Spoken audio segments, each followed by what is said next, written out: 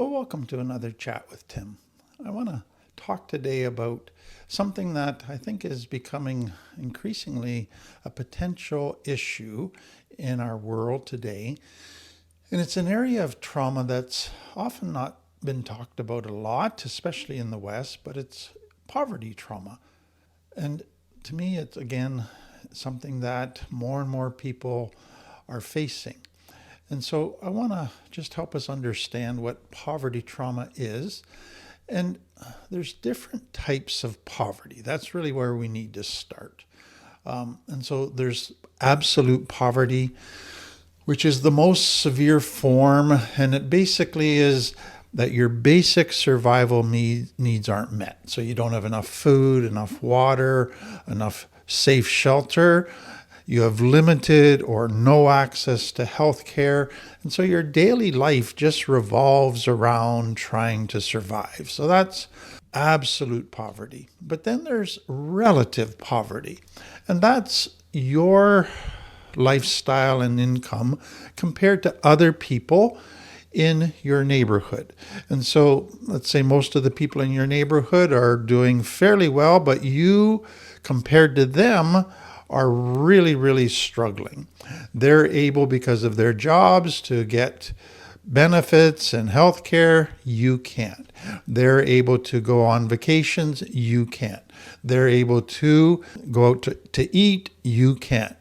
So you, compared to them, you're in poverty. You have a reminder every day about how hard your life is. So that's relative poverty. So your basic needs are met, but you lack access to what is very normal to other people. And then there's situational poverty, and that's short-term poverty. So you may have been doing fairly well, all your needs were taken care of, and then all of a sudden your needs aren't taken care of. So that could be due to a job loss or an illness or an injury, a divorce, a sudden crisis.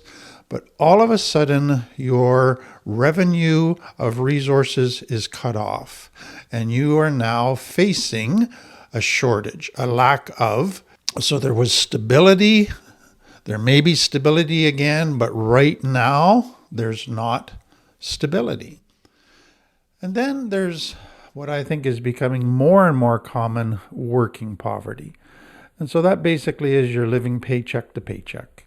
You are employed, your partner, let's say, is employed. You're just meeting your basic needs. You're not able to afford extra stuff. You're just paying the bills. Some months you're robbing Peter to pay Paul. On the outside, it looks like you're doing well, but you carry a constant stress about whether you're going to be able to pay the bills this month, about whether the prices are going to go up again, and then what are you going to have to cut out in order to get the basics. And so this is a very growing part of our society, and you're working hard, you're doing everything right, but you are just hanging on. You're struggling and you're not sure you're going to be able to make it next month. So there's a constant stress that you carry. Then outside of that, we broaden poverty to generational poverty. And so this is poverty that exists within a family across 2 or more generations.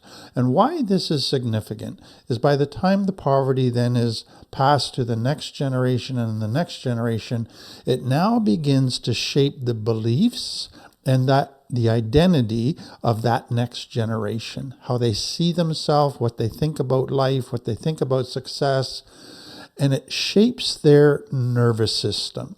And so often they just continue in that and then pass it on to the next generation, and it gets normalized. This is just how life is. Accept it. Don't try to get out of it. You almost become a victim of this.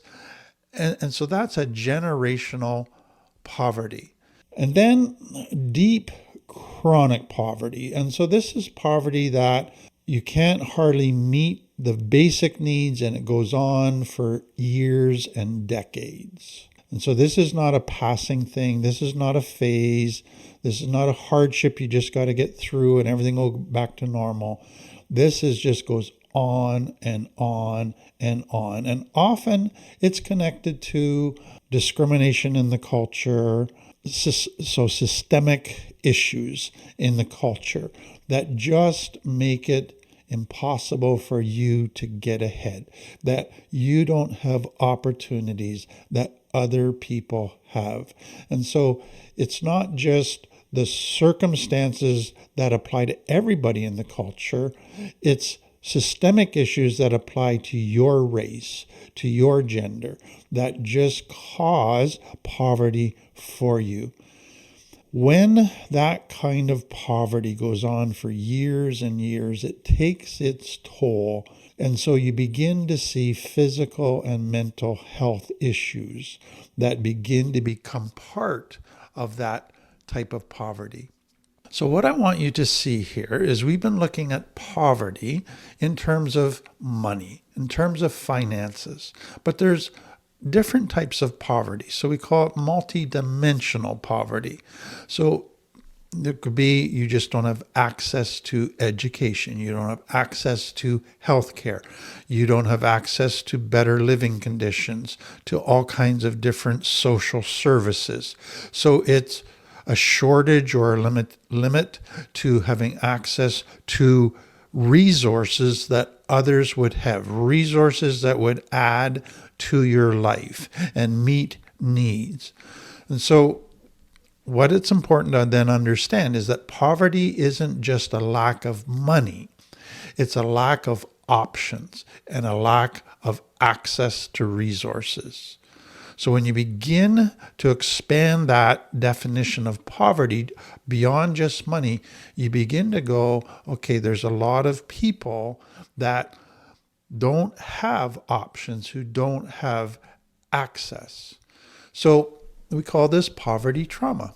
So it's not just about money, it's about, and this is where it goes now deeper, that money then triggers an internal reaction, an internal feeling.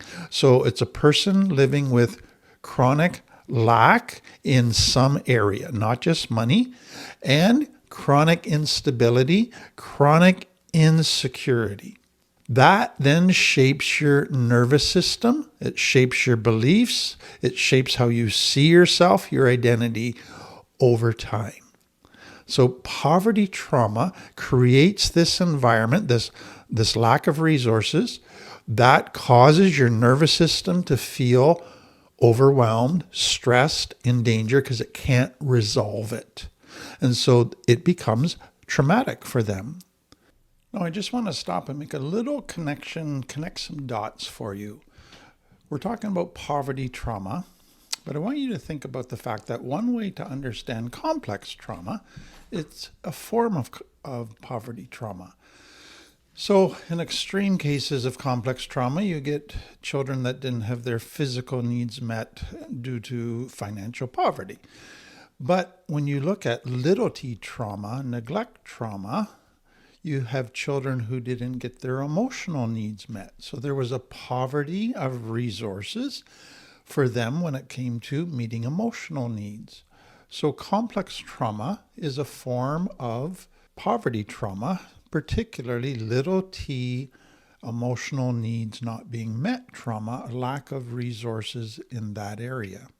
So poverty trauma goes beyond just I went through a hard financial period to my body learned that life is unpredictable and that it had to stay on guard to survive. So what makes this up? Let me just reiterate it. Unpredictability.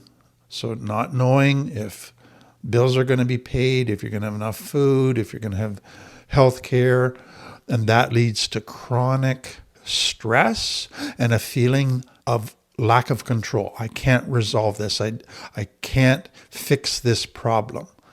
And then because of all of the lacks in your life, there's a shame that comes out of that I feel inferior to others. You're comparing yourself with others.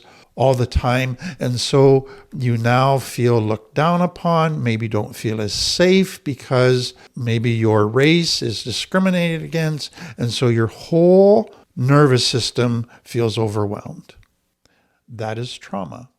So poverty trauma is mental and nervous system pattern that develops where your brain now is always begins to focus on what is missing in my life, what is lacking. Is it money? Is it energy? Is it time? Is it opportunities? Is it services? You just get focused on what you're lacking. And that begins to organize your decisions, your priorities. And it's really basically, it's organized around not having enough, a scarcity mindset. And we've talked about that. And so that creates this sense of extra pressure. I have to somehow get this, a sense of urgency in your life that I got to get it soon or else I'm going to be in trouble. So what I want you to understand from all of this is that if you grew up in poverty, where you lived with real scarcity and it shaped your nervous system to feel this, I need to always look for lack, I need to always be aware of that and have this sense of urgency, you could now be living in prosperity, but your nervous system is still responding to poverty. And you can still be always scanning for lack of everything and have this urgency and scarcity mindset.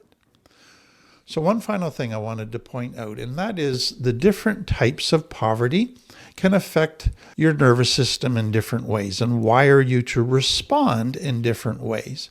So if you grew up in extreme, chronic, generational poverty, what can happen from that is it can lead to you being just more shut down, more of a freeze state, more of a sense of helplessness, victim, and you just are getting on with surviving. That's basically your lifestyle. You're in a dorsal vagal state. But then if you grew up kind of in working poverty, so it's paycheck to paycheck, you're still meeting your needs, you're still getting by, that can affect you, that just chronic stress, chronic pushing yourself, chronic doing just an extra little job to get a little extra cash. You're constantly in your sympathetic nervous system. And that can lead to burnout, depression, anger, and then generational poverty. That can lead to real identity issues and beliefs that I don't deserve it, I'm less than, everybody looks down on me, success is a fantasy, and it can really shape your internal way of thinking about yourself and about life. And then the situational poverty due to illness and injury, job loss, whatever it might be, that can be a trauma, because all of a sudden you're going through an event that is overwhelming, that changes your life dramatically in a negative way, and your nervous system is traumatized by that. There's a shock trauma element. And so just be aware that poverty is a growing thing as far as financial issues, poverty trauma, but there's also poverty trauma that's just lack of resources, all kinds of different resources. Be aware of how that shapes you. Be aware of what that's doing inside of you. Your beliefs, your responses, what part of your nervous system you function out of because of that.